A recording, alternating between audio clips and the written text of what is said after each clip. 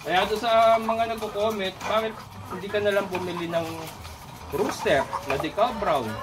Mag-aaksaya ka ng panahon. Yun nga ang sagot ko doon. Pagka bumili po ba ako ng rooster na decal brown, kunyari online o kung saan man, nakakasigurado ba ako na hindi crossbreed yun? E di para niloko ko lang yung sarili ko kasi may crossbreed na ako. E di ito talaga gamitin ko yung crossbreed ko. Sigurado pa ako, di ba mga kaboka? Sigurado pa ako.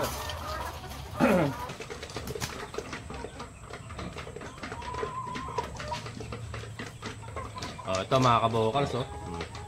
Cross yan.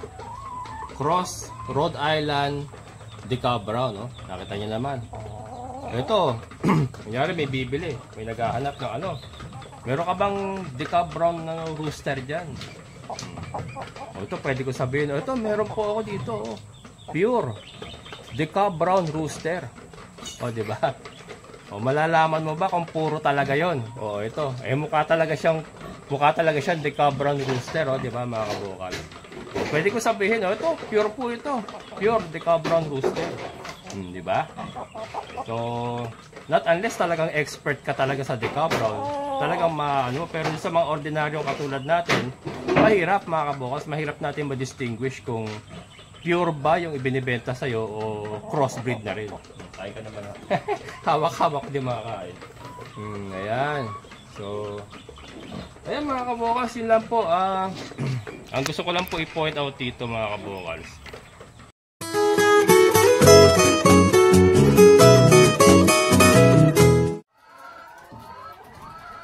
Hello mga kabukas, magandang umaga.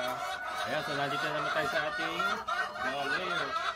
It's harvest time. Dami na lang nating eggs mga kabukas. Yan, so ano, harvest muna. Yan, harvest muna tayo. Hindi, magpapakain. Ito ang maganda sa ano mga kabokals, sa layers. Talagang ano, araw-araw may produce. Yan. Time check, 8:30. 8:30 mga kabokals. Ano pa lang to, mga paumpisa pa lang to.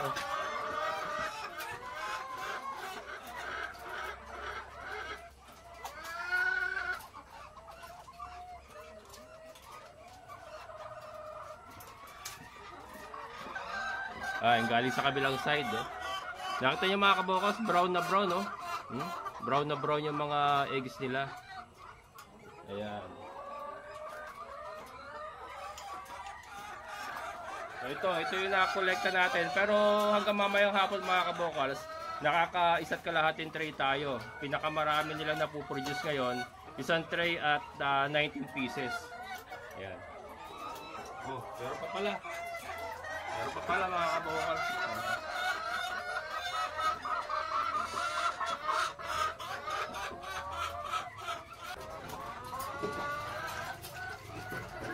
Ayan. So mga kabokals, gusto ko lang sagutin yung ano, yung marami po nag-comment dun sa, kasi plano ko nga ano, ibalik yung mga anak nung nauna nating batch na breed, yung crossbreed natin na Rhode Island at saka decal brown. Plano kong ibalik doon sa mga magulang. And then yung Rhode Island na ginamit natin, pinull out ko na nga. Hindi na natin itinuloy yung cross natin ng Rhode Island decal brown. Kasi naging 50% po sila ang nangyari. 50% decal brown, 50% Rhode Island. Ngayon mga kabokals, sagutin ko lang. Kasi marami pong nag-react. Sabi, parang nag-accept pa ako ng oras. Bakit hindi na lang ako bumili ng RTL o yung ready to lay na ano, na mga manok. Una-una mga kabokals, medyo pricey po, mabigat sa bulsa. Ito pong pagkakabili natin nito ay 600 po ang isa ng decal brown. And take note mga kabokals, ito base sa experience ko. Sa dami pong nag-crossbreed ng Rhode Island ng decal brown ngayon, sa dami pong nagbebenta online ng decal brown, at mismo tayo po ay nabiktiman po tayo ng mga scammer. hindi pa tayo nakakasiguro kung yung binibili pa nating Rhode Island, puro ba yan? Talagang pure Rhode Island ba yan? O cross lang din yan? Katulad po ng resulta nung ginawa natin na ipinakita ko sa inyo, na cross Rhode Island Decal Brown, pero brown egger din siya.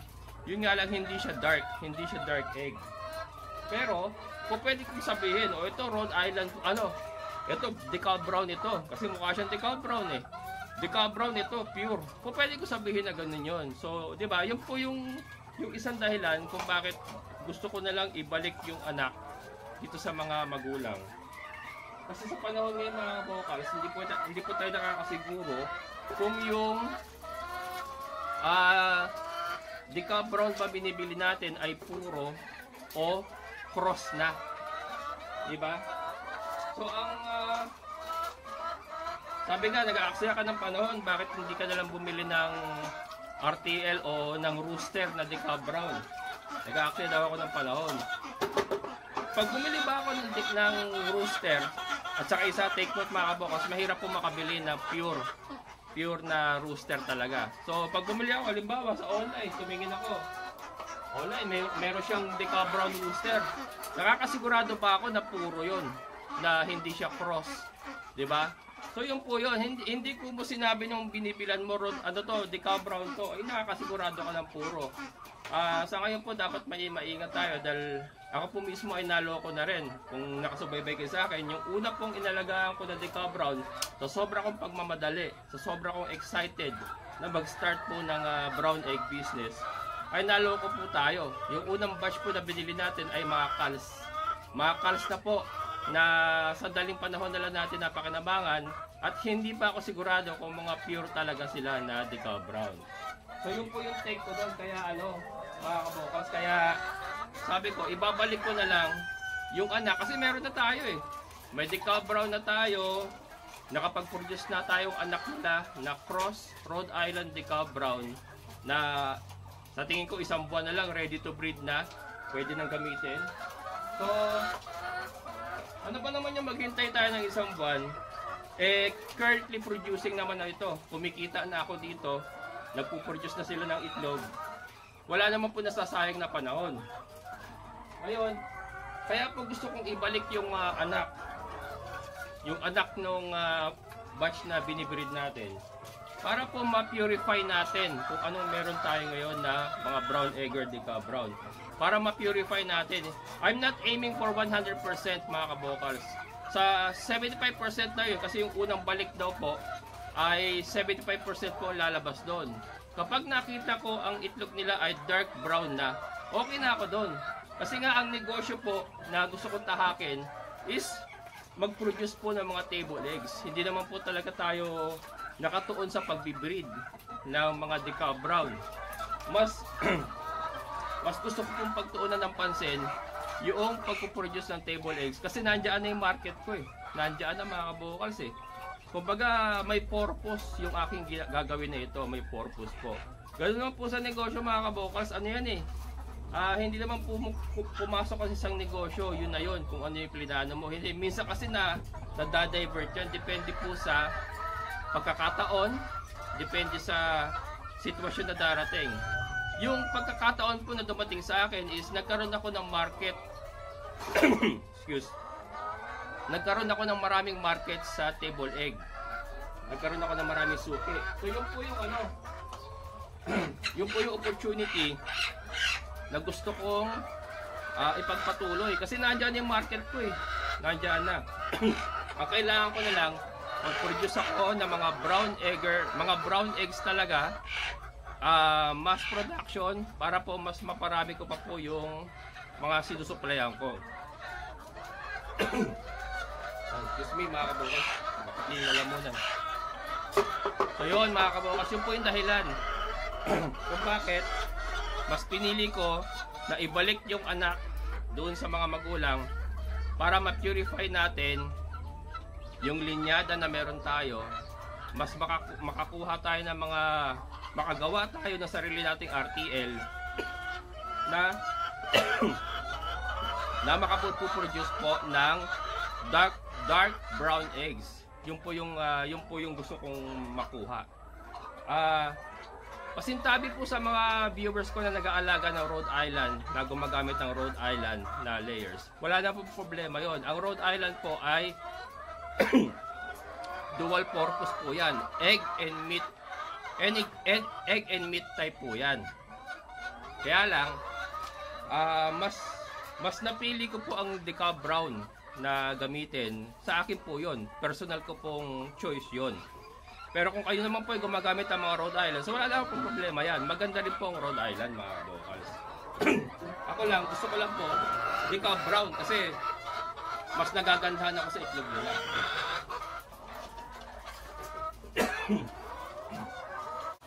Hindi ko mo may nagbebenta po ng rooster or ng RTL na Decaf Brown.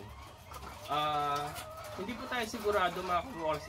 Pasintabi po sa mga nagbe-breed na mga legit. Pero sa isang katulad ko na hindi po kabisado talaga yung itsura ng Decaf Brown or yung mga quality niya. Pagka merong cross na binenta sa kanya, sasabihin Decaf Brown, syempre maniniwala ka kasi wala kang kaalam-alam, hindi mo kabisado.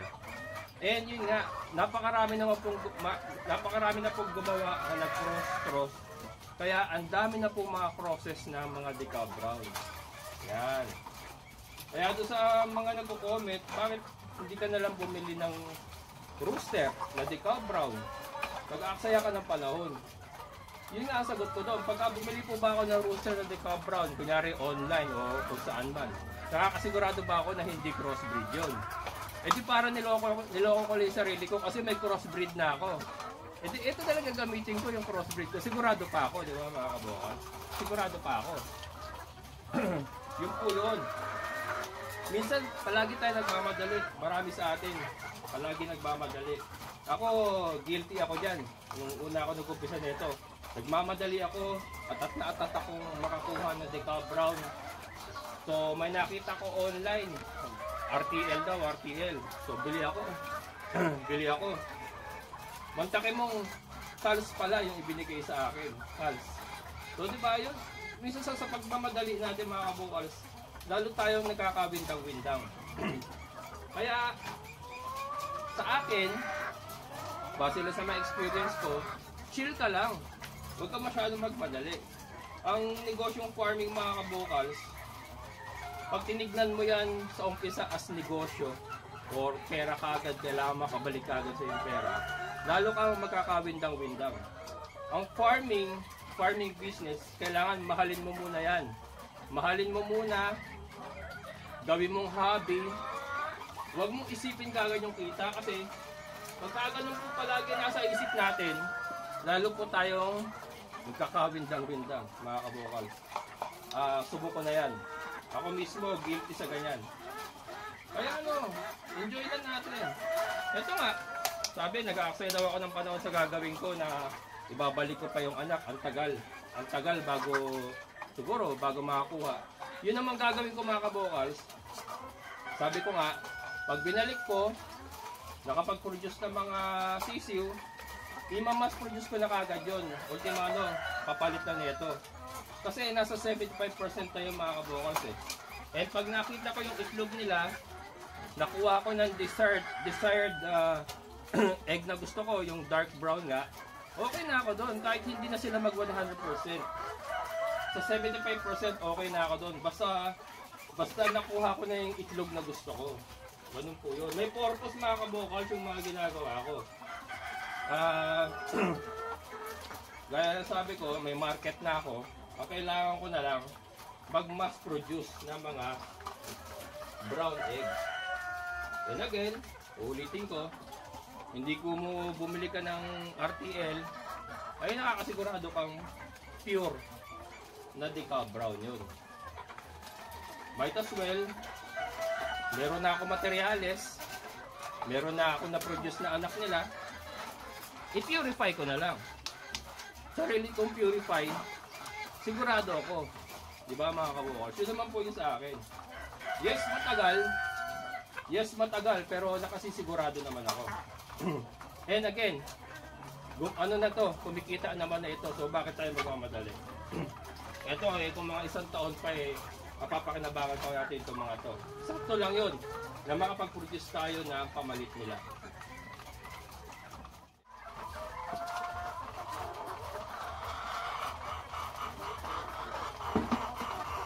Ayan mga kabokals, ito yung ating crossbreed na.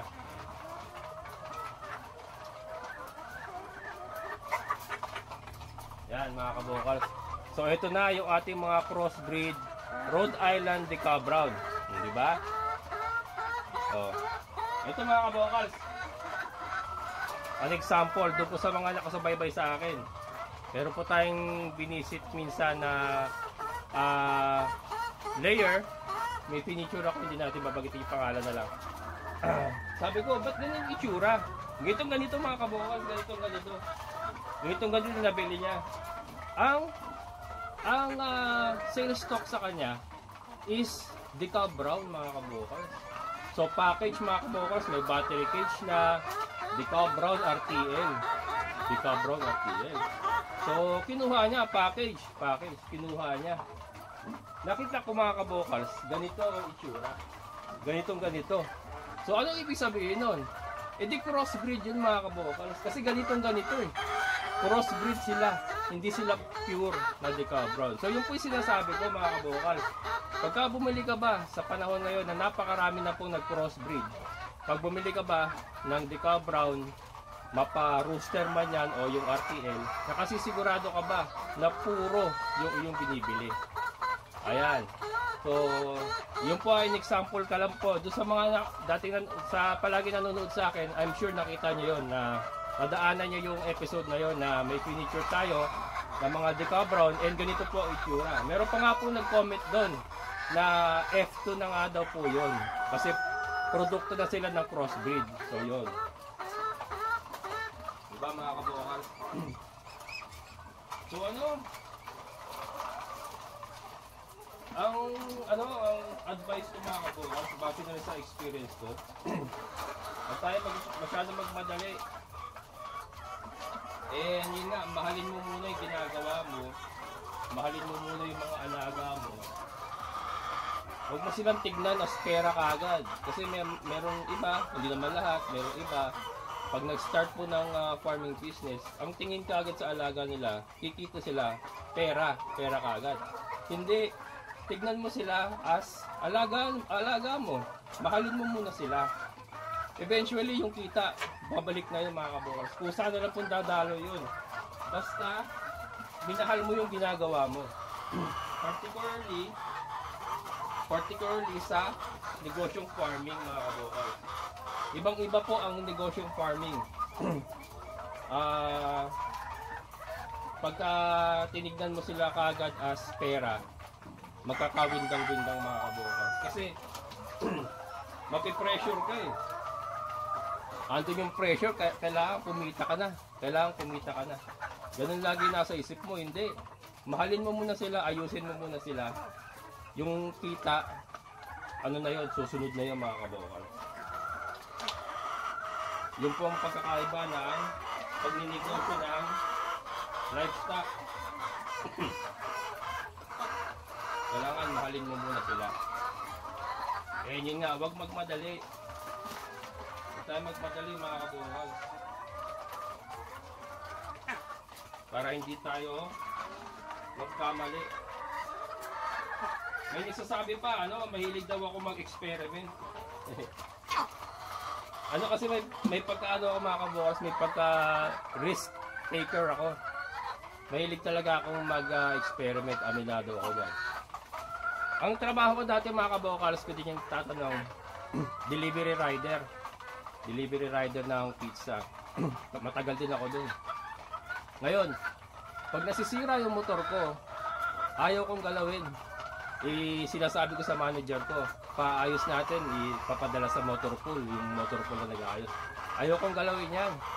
Bakit? Natatakot ako, baka masira ako mga kabukals. Imbis na maayos ko, lalo ko masira. Ngayon, nung nagka-motor na ako, sarili kong motor, kalikot dito, kalikot doon ang ginawa ko mga kabukals. Ang katwiran ko, pag nasira ako to, akin naman to eh. Ganun ang katwiran ko mga kabukals. So, itong ginagawa ko sa mga manok ko, ang katwiran ko dito, yung sumablay man, walang problema, akin to eh. Wala naman akong kapartner, wala akong business partner, akin lahat ito. Kung sumablay man, yung mga ginagawa ko, walang problema. Kapag gagalitan ko naman yung sarili ko. So yun po yung maibabahagi ko na sa inyo mga kabokal. So wag po tayong matakot. Wag po tayong matakot mag-experiment. Wag po tayong magmadali. Wag po tayong matakot sumubok ng mga kakaibang bagay. Di ba? Minsan lang tayo mabubuhay sa mundo mga kabokal. Pag palagi kang takot at na-take bells ka na, baka magsisi ka pa kasi hindi mo ginawa yon. Yun lang po yung mababahagi ko sa inyo mga kabokal. Ayan, so ito nga po yung ating mga breeders. Kabash po nung nasa battery cage to. Magkakabash yan. So pinapakain ko na rin sila ng mga kabokal layer. Kasi habang hinihintay nila yung yung mga binatilyo natin na cross Deca Brown Rhode Island, might as well mangitlog na sila for table eggs muna para may pakinabang sila. Ayan. So nililayer na rin natin. Kaya lang, wala sila sa battery cage kasi sila eh. Intended for breeding nga sila, naghihintay lang naman sila eh. Gusto ko lang mag-produce na muna sila habang naghihintay para kumbaga yung kinakain nila mga kabokals, bayaran nila. Bayaran nila. Ayan. And then ito, yun nga, may vitamins din ito. So parang i-condition na rin natin sila. Para pagka pwede na, yung mga binatilyo natin doon, isasalang na lang natin. And then magiging fertile na yon yung mga itlog nila. Sa ngayon, hindi pa fertile kasi naka-layer pa lang sila. Ayan.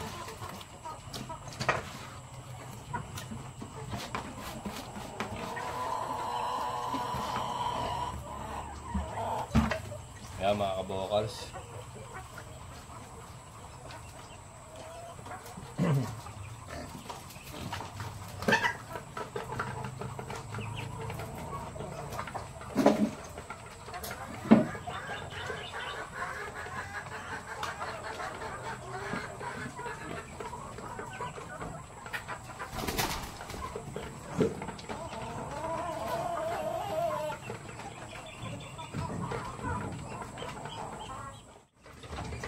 Ayan, ito naman yung mga natin. Ito na yung sinasabi ko, mga cross natin na gagamitin natin dun sa mga Deca Brown hens natin. So yung mga binatilyo natin na cross na. So sila, mga kabokals, darak sa mais lang pero may vitamins. May vitamins.